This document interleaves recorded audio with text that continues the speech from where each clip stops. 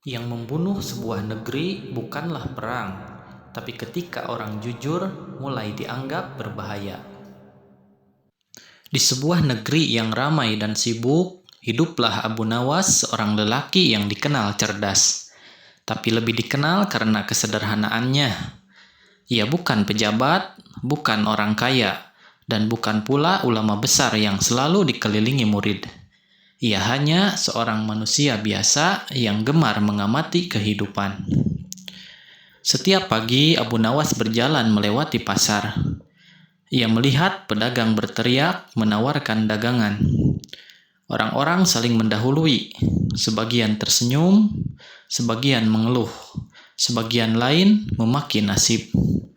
Suatu hari, seorang pedagang berkata kesal, "Hidup ini berat, Abu Nawas. Tak ada satupun yang berjalan sesuai harapanku." Abu Nawas menjawab ringan, "Mungkin karena engkau berharap terlalu banyak, tapi lupa menghitung apa yang sudah kau miliki." Pedagang itu terdiam, tapi tak menjawab. Di waktu yang sama, raja negeri itu juga sedang gelisah. Bukan karena perang, bukan karena pemberontakan, melainkan karena kejenuhan. "Aku merasa hidup ini hambar," kata raja kepada para pejabatnya. "Segalanya ada, tapi entah kenapa, aku tak merasakan apa-apa." Para pejabat saling pandang. Tak satu pun berani bicara jujur. Akhirnya, seseorang berkata, "Paduka, panggil saja Abu Nawas." Raja mengangguk. Saat Abu Nawas datang, raja langsung berkata, "Aku ingin kau menghiburku. Buat aku merasakan sesuatu yang belum pernah aku rasakan."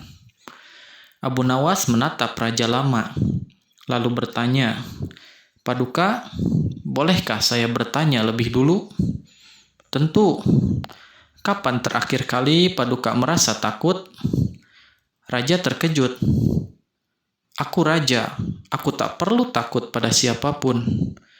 Abu Nawas mengangguk pelan. "Itulah masalahnya." Raja tersinggung. "Apa maksudmu?" "Manusia yang tidak pernah takut biasanya sudah kehilangan rasa syukurnya." Keesokan harinya, Abu Nawas meminta izin pada raja untuk melakukan satu percobaan. "Apa percobaannya?" tanya raja. "Paduka, jalani 1 hari tanpa gelar, tanpa pengawal, tanpa dikenali sebagai raja." Raja tertawa. "Itu mustahil." "Tepat," kata Abu Nawas. "Dan itulah sebabnya Paduka merasa hidup ini hambar." Akhirnya dengan berat hati, raja menyetujui. Pagi itu, raja mengenakan pakaian biasa. Ia berjalan di pasar, tanpa mahkota, tanpa pengawal. Untuk pertama kalinya, ia didorong orang. Untuk pertama kalinya, ia diabaikan pedagang. Untuk pertama kalinya, ia harus menunggu. Seorang penjaga toko berkata ketus, "Kalau tidak jadi beli, minggir, banyak yang antri." Raja terdiam, dadanya sesak, tapi ia tak bisa marah. Abu Nawas yang berjalan di sampingnya berkata pelan, "Beginilah hidup. Sebagian besar manusia, Paduka." Mereka melihat seorang ibu menangis karena dagangannya tak laku. Seorang anak memungut sisa makanan. Seorang lelaki tua duduk diam, menatap kosong. Raja berbisik, "Kenapa mereka tidak mengadu ke istana?" Abu Nawas menjawab, "Karena tidak semua orang percaya suaranya akan didengar." Raja menunduk. Menjelang malam, raja berkata lirih, "Aku lelah dan takut." "Takut apa, Paduka?" tanya Abu Nawas. "Takut menjadi manusia biasa." Abu Nawas berhenti berjalan. Justru itulah ketakutan yang paling berbahaya. Raja menatapnya. Ketika manusia takut menjadi biasa, Ia akan menghalalkan apapun untuk terlihat luar biasa. Saat raja kembali ke istana, ia menangis, bukan karena hinaan, tapi karena kesadaran. Ia berkata, "Selama ini aku hidup, tapi tidak benar-benar melihat." Abu Nawas hanya menjawab, "Melihat itu melelahkan, Paduka, karena setelah melihat, kita dituntut untuk berubah." Sejak hari itu, raja mengubah banyak hal, tapi ia melakukannya tanpa pengumuman besar, tanpa pesta, tanpa pujian. Dan Abu Nawas kembali ke kehidupannya yang sederhana, seolah tak pernah terjadi apa-apa. Di suatu sore, Abu Nawas duduk sendirian. Ia menatap matahari tenggelam. Ia berkata pada dirinya sendiri, "Banyak orang mengeluh karena hidupnya berat, padahal yang membuat berat bukan hidupnya, melainkan keinginannya yang tak pernah selesai." Ia terdiam lama, karena ia tahu kisah tentang manusia, tentang kekuasaan, tentang rasa takut kehilangan, dan tentang hati yang lupa bersyukur. Waktu berlalu, negeri itu tampak lebih tenang. Gudang dibuka saat paceklik, pajak diringankan, dan raja mulai sering turun tanpa kemegahan. Banyak rakyat merasakan perubahan, meski tak semua menyadarinya. Namun, seperti biasa, kebaikan yang dilakukan dalam diam jarang terdengar. Sebaliknya, kesalahan kecil yang tak disengaja cepat sekali menjadi bahan bisik-bisik. Di sudut pasar, orang mulai berkata, "Raja sekarang terlalu lembek." Yang lain menyahut, "Negeri ini jadi murah hati, tapi sampai kapan?" Tak ada yang menyebut nama Abu Nawas, tapi arah perubahan itu jelas. Suatu hari, musim kembali baik. Panen melimpah, perut kenyang, senyum kembali mudah muncul. Dan disitulah manusia mulai lupa. Orang-orang yang dulu mengantri bantuan, kini berkata, "Kami berhasil karena kerja keras kami sendiri." Mereka yang dulu mengeluh, kini mencemooh. Mereka yang masih jatuh. Abu Nawas mengamati semua itu dari kejauhan. Ia tidak marah, tidak kecewa, hanya tersenyum pahit. Ia bergumam, "Manusia jarang diuji oleh kesusahan, tapi sering gagal saat kelapangan." Raja pun merasakan perubahan sikap orang-orang di sekelilingnya.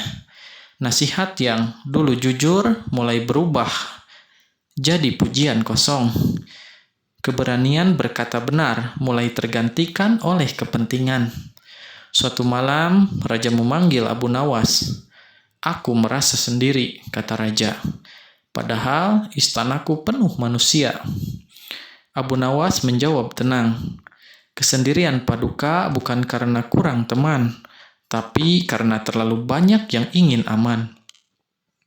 Raja terdiam.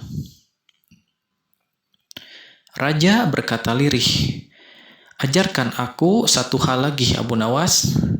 Bagaimana caranya tetap adil ketika orang-orang tak lagi peduli pada keadilan?"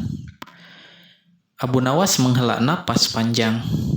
"Paduka," katanya, "keadilan tidak pernah membutuhkan tepuk tangan. Ia hanya butuh keteguhan."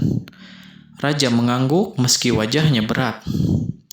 Tak lama kemudian, muncul masalah baru. Seorang pejabat tinggi tertangkap menimbun makanan. Kasus itu sensitif. Jika dihukum, akan banyak yang marah. Jika dibiarkan, keadilan mati pelan-pelan. Para pejabat berkata, "Paduka, demi stabilitas, lebih baik kasus ini diselesaikan diam-diam." Raja memandang Abu Nawas. "Apa pendapatmu?" Abu Nawas berkata pelan tapi jelas, "Paduka, Dulu belajar bahwa kebaikan sejati berjalan diam-diam. Namun kezaliman, jika didiamkan, akan berjalan kemana-mana. Raja memejamkan mata lama. Akhirnya, raja menghukum pejabat itu secara terbuka. Tidak berlebihan, tidak kejam, tapi tegas. Istana gempar. Sebagian rakyat mendukung, sebagian lain marah. Sebagian pejabat mulai menjaga jarak. Raja kehilangan banyak teman. Namun malam itu, ia tidur lebih tenang. Beberapa hari setelah keputusan itu, Abu Nawas tidak lagi terlihat di pasar. Tidak di rumahnya, tidak pula di istana. Raja mencarinya. Akhirnya, ia menemukan Abu Nawas duduk di pinggir sungai, memandangi air yang mengalir. "Kenapa kau menjauh?" tanya raja. Abu Nawas tersenyum lelah. "Paduka tidak lagi membutuhkan saya setiap hari." "Kenapa?" "Karena Paduka sudah mulai mendengar suara hati sendiri." Sebelum berpisah, Abu Nawas berkata, "Paduka, ingatlah satu hal. Saat keadilan ditegakkan, Paduka akan kehilangan banyak orang. Saat kezaliman dibiarkan, Paduka akan kehilangan diri sendiri." Raja menggenggam tangannya. "Apakah aku akan kuat?" Abu Nawas menatap langit. Kuat atau tidak bukan pertanyaannya. Pertanyaannya, apakah Paduka mau tetap benar meski sendirian? Abu Nawas pergi tanpa pamit panjang. Ia kembali menjadi orang biasa di tengah orang-orang biasa. Namun kata-katanya tinggal. Dan di negeri itu berjalan terus dengan keadilan yang kadang menang, kadang goyah, dan manusia-manusia yang terus lupa, lalu diingatkan kembali oleh keadaan. Di suatu masa nanti akan datang ujian yang lebih besar, lebih sunyi, lebih menyakitkan.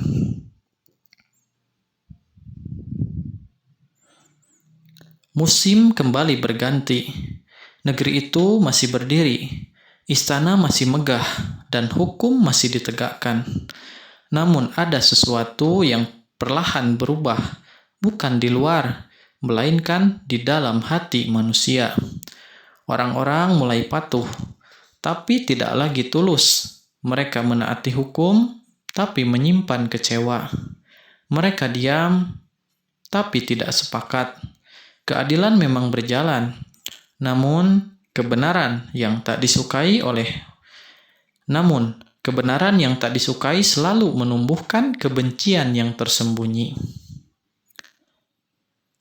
Di sudut-sudut kota, orang mulai berkata pelan, "Dulu raja ini dekat dengan rakyat, sekarang terlalu keras." Yang lain menyahut, "Negeri ini memang adil, tapi dingin." Tak ada yang menyebut nama Abu Nawas. Namun orang-orang yang dulu terbiasa diuntungkan oleh kelonggaran, mulai merasa kehilangan. Mereka tidak marah pada kezaliman. Mereka marah karena tak lagi bisa berbuat curang. Satu persatu, wajah-wajah di istana berganti. Yang datang adalah mereka yang pandai bicara. Yang pergi adalah mereka yang dulu dekat. Raja mulai merasakan sepi yang berbeda. Sepi karena berdiri di jalan yang benar, tapi tidak ramai. Di malam-malam panjang, ia teringat Abu Nawas. Ia teringat kalimat itu. Apakah Paduka mau tetap benar meski sendirian? Suatu hari datang kabar Abu Nawas ditangkap di sebuah desa. Bukan karena mencuri, bukan karena memberontak, melainkan karena kata-katanya dianggap mengganggu ketenangan. Ia berbicara tentang keadilan kepada orang-orang kecil, mengingatkan agar tidak tunduk pada kebiasaan zalim meski dibungkus aturan. Raja terdiam lama. "Bawa dia ke istana," perintahnya. Abu Nawas berdiri di hadapan raja. Tubuhnya lebih kurus, wajahnya lelah, tapi matanya tetap tenang. "Maafkan aku," kata raja lirih. "Aku ingin melindungimu, tapi aku terlambat." Abu Nawas tersenyum tipis. "Paduka tidak terlambat. Paduka hanya sedang diuji. Kenapa kau tetap berbicara, padahal kau tahu risikonya? Tanya raja. Abu Nawas menjawab pelan, karena diam di hadapan kebatilan adalah cara paling halus untuk ikut bersalah. Para pejabat mendesak, Paduka, demi ketenangan negeri, Abu Nawas harus dihukum. Ia simbol perlawanan. Raja menatap mereka satu persatu, lalu berkata, jika orang seperti Abu Nawas dianggap ancaman, maka negeri ini tidak sedang terancam oleh kata-kata, tetapi oleh ketakutan kita sendiri. Raja membebaskan Abu Nawas. Istana gempar, sebagian bersorak, sebagian murka. Dan sejak hari itu, Raja tahu jalan yang ia pilih tidak lagi bisa setengah-setengah. Malam itu, Abu Nawas tidak kembali ke rumahnya. Ia meninggalkan negeri itu tanpa iring-iringan, tanpa ucapan selamat tinggal. Ia tahu keberadaannya justru akan menjadi beban bagi kebenaran yang sedang tumbuh. Ia berjalan pergi seperti seseorang yang paham. Tugasnya bukan untuk tinggal, tapi untuk menyalakan kesadaran. Beberapa tahun kemudian, raja wafat. Negeri itu tetap ada, hukum masih berdiri. Namun orang-orang mulai bertanya, kemana perginya orang-orang jujur seperti Abu Nawas? Tak ada yang menjawab, karena kebenaran yang terlalu lama tidak dirawat akan kehilangan pembelanya.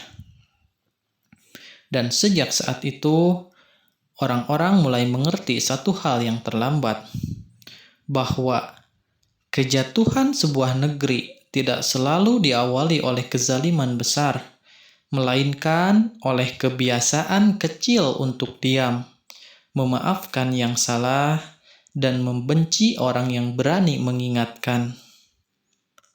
Abu Nawas mungkin telah pergi, tapi pertanyaannya tertinggal untuk kita semua. Jika hari ini kebenaran datang tanpa kekuasaan, tanpa harta, tanpa perlindungan, apakah kita akan membelanya atau justru ikut menyingkirkannya demi rasa aman? Dan di sanalah kisah ini berhenti, bukan karena selesai, melainkan karena giliran kita yang menjawabnya.